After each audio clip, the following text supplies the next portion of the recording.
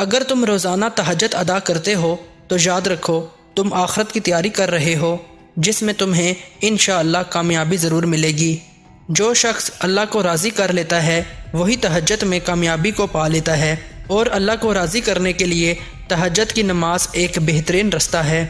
کوئی بھی پریشانی ہو تو وہ انسانی جسم کو کمزور کر دیتی ہے، اور ہر پریشانی کا حل تہجد کے سجدوں میں موجود ہے۔ اگر آپ کی زندگی میں کوئی بھی غم یا دکھ ہیں تو آپ تہجد پڑھنا شروع کر دیں اور سب اللہ پہ چھوڑ دیں۔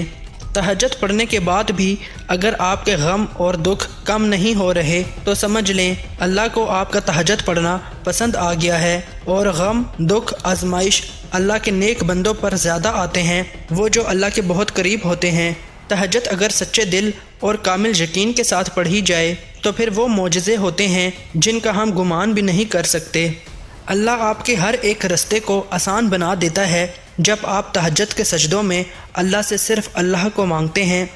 اگر آپ کوئی بھی کام شروع کرتے ہیں اور اس کام میں کامیابی پانا چاہتے ہیں تو یاد رکھیں دنیا اور آخرت کی تمام کامیابیاں تہجد کے سجدوں میں موجود ہیں۔ کچھ لوگ ہمارے دل کو بہت بری طرح توڑ دیتے ہیں، اور تہجد کے سجدے ہمارے ٹوٹے دل کو کچھ اس طرح جوڑ دیتے ہیں کہ پھر ہمارا دل بہت مضبوط ہو جاتا ہے اور سکون میں آ جاتا ہے۔ اے اللہ، ہم پر جو آزمائش آئی ہے اس میں ہماری مدد فرما۔ اے اللہ، ہمارے لیے اپنی خاص رحمت کے دروازے کھول دے۔ اے اللہ، ہمیں دنیا اور آخرت میں کامیابی عطا فرما دے۔